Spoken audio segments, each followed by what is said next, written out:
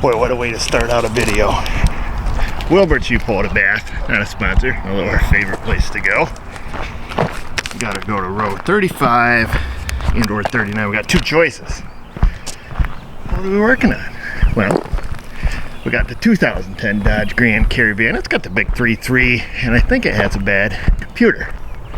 I think. So let's see if we can get our fingers on one, and then we'll go back to the shop and I'll explain you more of what's happening. I'll show you the test that we did. Look at that little mini.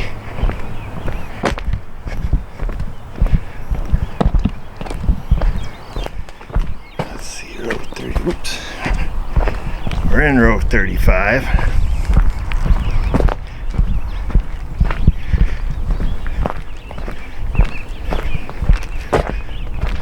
Let's see, row 35 is supposed to be a Grand Caravan. That's a Chrysler.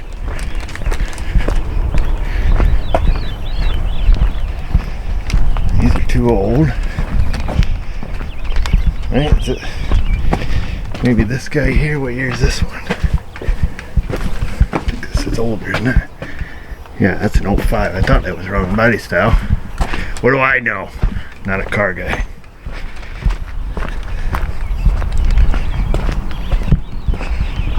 And this is the end of row 35. Must be the inventory's off. It's supposed to be a Grand Caravan. Oh, dang it, you ding dong.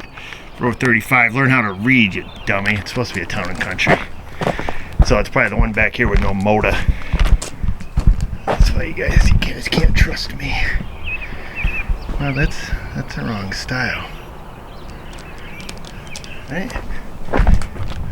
Did I just walk past that sucker again? He did too. Man, you can't take me anywheres. It doesn't matter. Computer's probably gone anyways. Yeah, wrong computer anyhow. What year is this one? 2014. So we're not idiots. There's no 2010 in this row. Darn. Well, let's go to row 39 and look for the Grand Caravan. We're still in the first row, 35. Oh, 14889. So this is the 2010 Town and Country, but he told me it was supposed to be a 3.3. This is a 3.8. I don't know if the computers are compatible.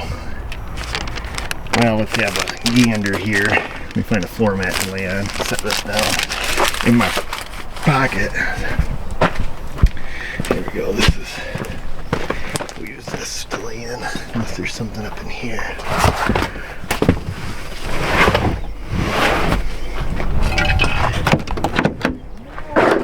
Oh, here we go. I don't know if that's any better than.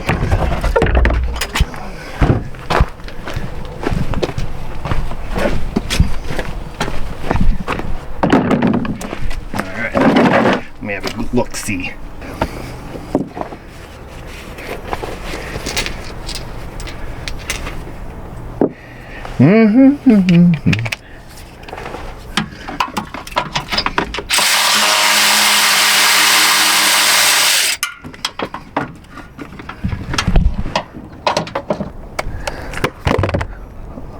What'd you guys tip over? Sorry about that. Pop, don't even keep an eye on what's going on over here.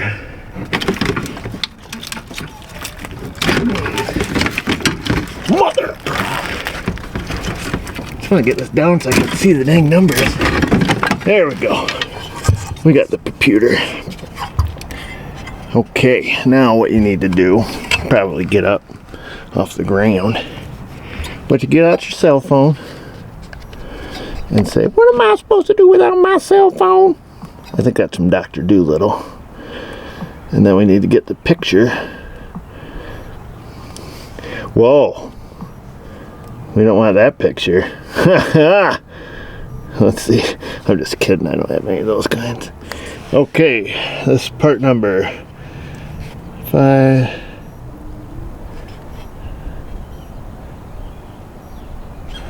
Who's this guy fooling? He can't read. I gotta zoom in on this. Stand by.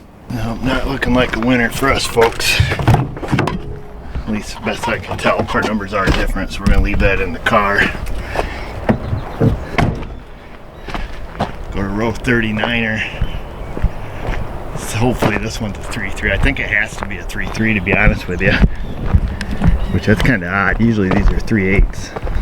So I found the Caravan here. This one's actually an 08. I didn't see the 10, but the part number Papa 05150247 Alpha Charlie. Ours is the same part number but ends with Alpha Delta, so it's been superseded, which is no problem because then we can just do an update on it. But hopefully the hardware in this one's good, because that's what's failed on ours, is actually the heater, the driver circuit for the O2 sensor heaters. Now this lady's had this van at the Chrysler garage, our local Chrysler garage. So they put both oxygen sensors in it, catalytic converter, soaked her for, thousands of dollars, and of course it still doesn't work, and the light's on, and it throws codes for O2 heater performance. So I checked it, and the O2 heaters are duty cycle controlled, full-time ground, but the power coming out of the PCM is only duty cycling at like, maybe 2%, just this little blip up to 7 volts. It's not right, and that's why, the O2 heaters never heat up. It never goes into closed loop, makes the engine run super lean because it pulls the fuel trims right to like -35. Car won't run, it stalls. So I'm pretty certain we're going to need a PCM on, do a couple more checks on it, but I wanted to make sure that we could get one in our hands before we do. So that's the rundown. Let's head back to the shop. Let's pay for this and get out of here. I did call my local Chrysler dealer to verify that this PCM for this VIN matches my PCM in my VIN, being a 2010. So let's go see if this one works. All right, we made it back to the shop.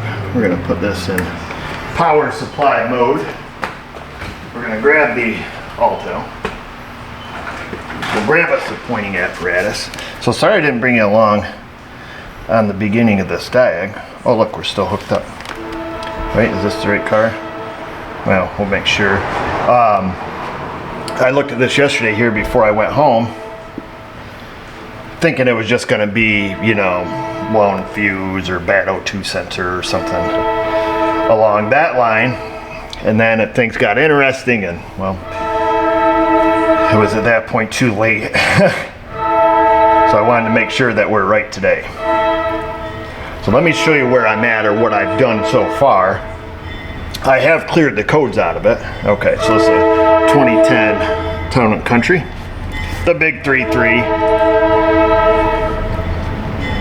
We'll go into, I don't know what codes it's going to have currently, but its MO was it would set 2 heater circuit codes, as I mentioned, heater performance codes. Oh shoot, I just had the PCM unplugged. I just plugged it back in for you, sorry. So yeah, so no codes there. But let's do this. This is where I got. Let's see, we want to go to O2 heater cycle, or O2 heater duty cycle, bank 1 sensor 1. Yes, we want to look at some live data. We're going to select O2, well, we want to look at 11 volts, obviously, and then 11 pulse width. So what's curious on here, what I noticed, we selected at 20%, it goes to 99%. And it does this when it's running too, 99.6%. Now typically, without putting a scope or anything on it, all you would do is turn that heater on while observing the bank 1 sensor 102 sensor, and it would go from whatever its bias voltage is, 2.5 volts or 1.5 or 3.5 on Chrysler, and you would watch that voltage quickly drop as that heater heated up. And I was noticing that wasn't happening. Even with the car running, the O2 sensors were sticking high, unless you gave it the old rev up tune up and started getting them hot on their own, but then they would quickly cool back down. The car would stall out, it would run super lean. It just wasn't functioning.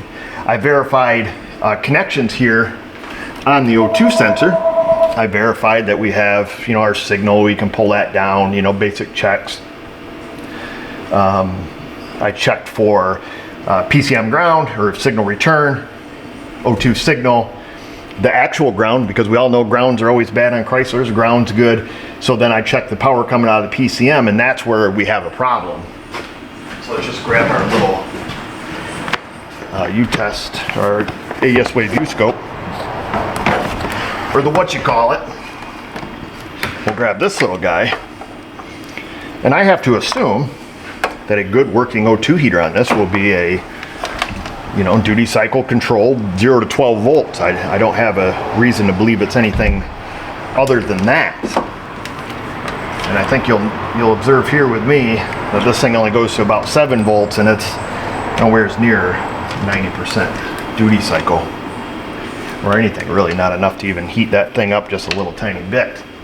So we move this out of the way. We can grab us a flashlight here.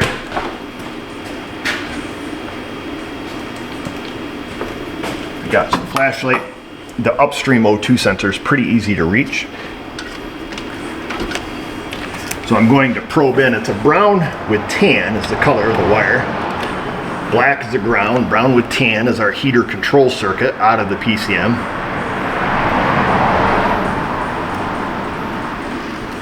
Very gingerly going to back probe it.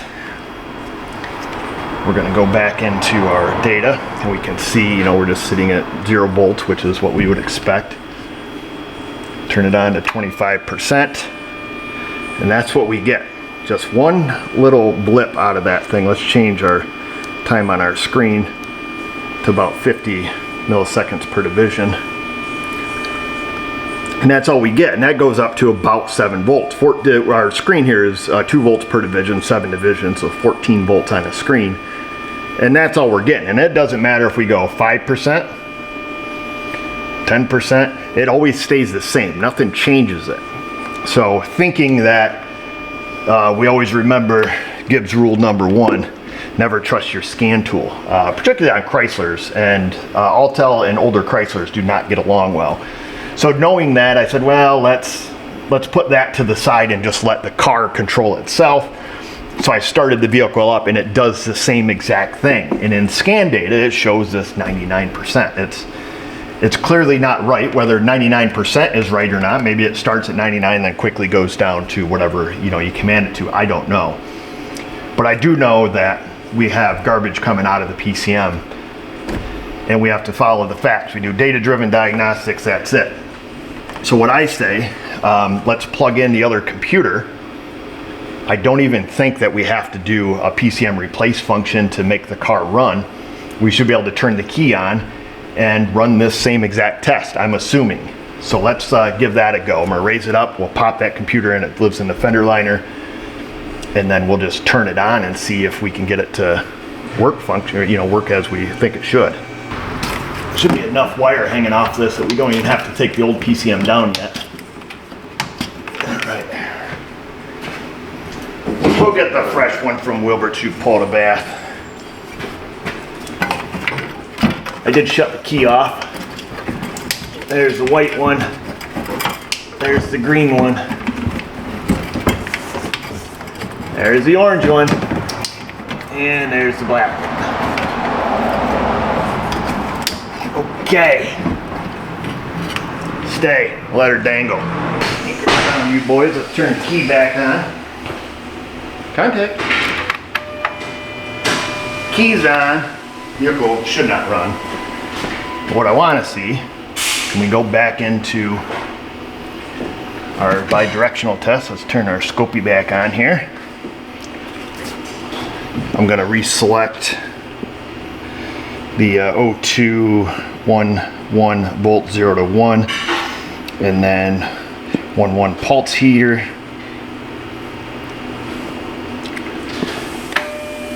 Turn it on at 25%. Still says 99.6. Oh, but looky. Huh? Look at this guy. Oh, look. Our O2 sensor voltage is going down rapidly as we said it should. This is what you should see. It's a quick test right from the driver's seat. Does the heater work? Bingo, bango. Let me, let's change. We got to change some stuff here now, boys. All right, I changed our pulse width, or our volts per division.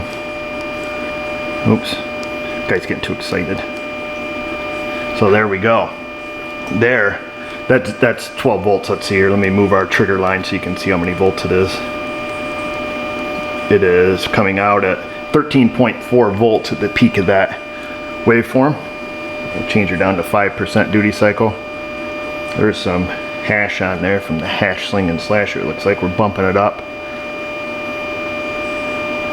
20, 25. I don't know what that noise is on the signal. I'm not super worried about it, and we'll go to 0. I don't know if that's a circuit integrity check that it does. That I'm not sure. We'll shut it off, and then it turns off. So Chrysler has a tendency to do that. I'm not sure on if that noise should be on there or not. But clearly, our PCM is the issue. I think if we're being smart about this, whoa, we should stick this somewhere so we won't drop it. If we're being smart about this, we should go through on the PCM and check powers and grounds, because who didn't? This guy didn't. Why? Because that was like super cheap. And I'm in a hurry. But I should, and I will. But that's that. That proves it. The Chrysler garage was wrong. However, they're going to make a whole lot more money on this job than I did with a new cat, two new OEM oxygen sensors. Yep, they emptied your pockets and says, we don't know what's wrong with it. So that's it. I mean, all you have to do is your basic checks, folks. And the only thing you missed in the first part was simply that, as I already mentioned, is just doing some basic checks on the O2 sensor. There's only 4 wires. 2 of them are ground. Well, one's a ground, so we nuke that with a test light. And then the sensor ground and the sensor signal wire, you guys have seen us do this before. We just take and jumper those 2 together. And it pulls the signal to 0. Then you know your sensor ground is good, and you know your signal wire is good. And then all it's left to check is where does the power come from for the heater. And on this one, you know, looking in scan data, we assumed it was duty cycle controlled, which it appears to be. Why in service data, or why on the scan tool does it say 99%? Well, I don't know. But like I say, rule number 1, never believe your scan tool. Ever. Even if it's an OEM scan tool, don't believe it. Okay, is that our VIN? 172, it is. So we're going to copy that VIN. Let's see if, I haven't done this in a really long time, so this might be a little bit fumbly.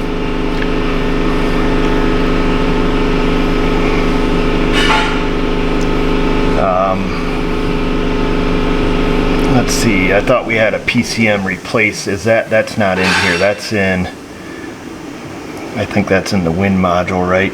Set VIN. I'm gonna have to poke around here for a minute. Let's see. Event data, active test, and not active test. I think it's in a different module here. So let me go out and find which control unit it's in. I think it's in something. I can never remember where, but I'll find it and we'll do the PCM replace function. I think it's in the wireless control here. Let's see, WIN replace, no, PCM replace, here we go.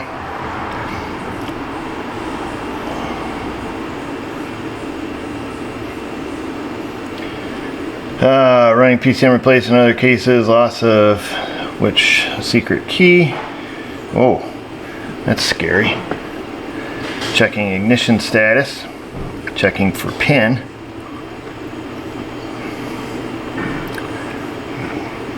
Our pin is a 3040, should be. We don't want to lock her out.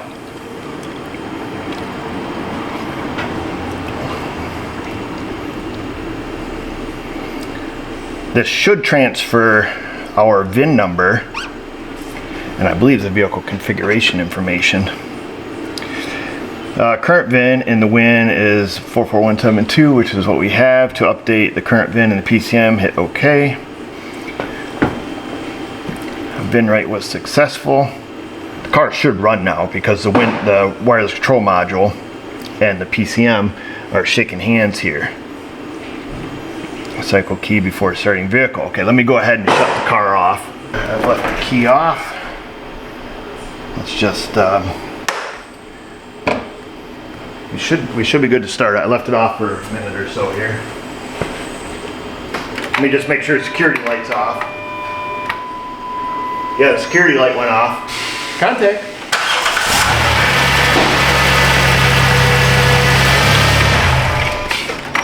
All right, good. So the used computer from Wilbur Chipotle Bath. Sponsor is a good one. It starts and runs. I want to back out of this. And there's going to be a lot of modules that have problems. So I'm going to do a full system scan. I'm going to clear codes out of modules where codes were generated, not a lot. We'll just go to report here and just see what they are for poop and laughter. Incorrect skim key, recirculation, door too large, that's nothing to do with this. ECM mismatch. Okay. We're going to do a quick erase on it. And then we need to start it up to see if this car runs. You guys didn't hear it run the first time, but just imagine a car running that ran itself out of gas. That's what this thing would do. It'd only run for 4 or 5 minutes. Try to hit closed loop, run itself out of gas, stall, and then just run like garbage. We'll get our battery maintainer unhooked here. And then what we'll do is we'll pop into the ECM. And I want to bring up the data for the O2 sensors, and we'll have a look at that while the engine's warming up. This is a new customer. Like I say, she went to the Dodge dealer for that last, been to 3 other shops. She says I'm her last hope. It's like, wow.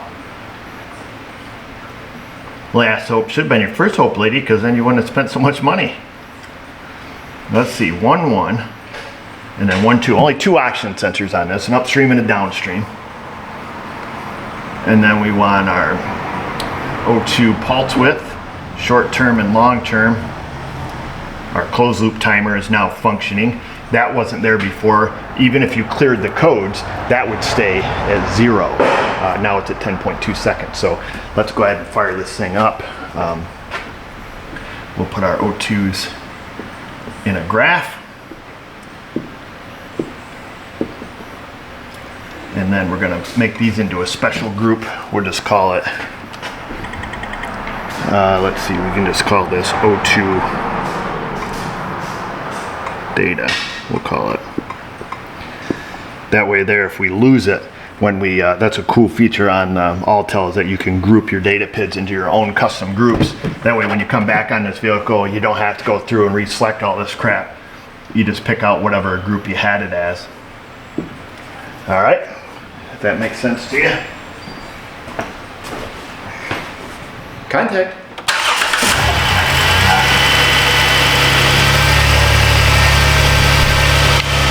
Oh, instantly working. So yeah, our O2 heater down here is changing. Upstream is staying at 99%. Already hit closed loop. Already have O2 switch out. This is fantastic.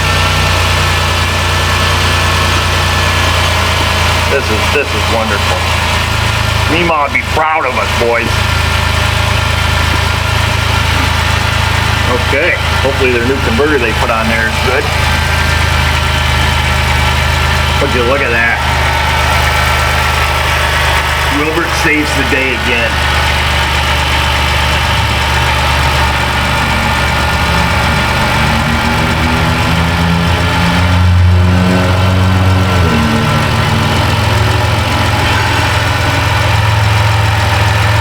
Well, that was easy. I don't think there's anything else to look at here.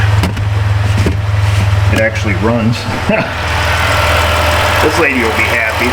Well, I mean, kind of. We got to take and put these plug wires and stuff back. They got them laying against the EGR, and these are all hanging off. Let's shut it off before it gets too. Whoa! Drop my watch. Before it gets too warmed up on contact.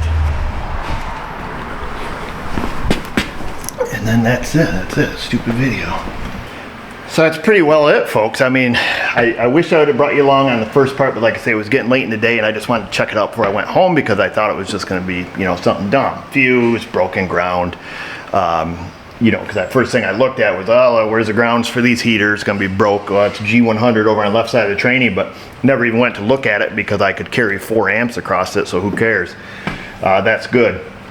But as I mentioned, I'm gonna check to make sure the powers and grounds at the PCM are good. Now I know it starts and runs, but I want to make sure that they can carry a load and they're not doing something, you know, some kind of funny business here. So I have to look at a diagram for that. I'm going to snap her wires into these holders and get it so where it's not burning up. And she has some other problem because they did quite a shoddy job on that converter when they were putting that in. It took what it looks like lots of silicone. I don't know why they got it gooped up with high temp silicone, but they do. But that's it. She just wants her car running, needs it to work. And I hope you guys understood what we did. I think any of you who have watched our channel for long enough know that when we do O2 sensor testing, it's pretty dang simple. Especially if it's a 4-wire. We've done them on General Motors, we've done them on Fords, we've done them on Chryslers. It's always the same type of test.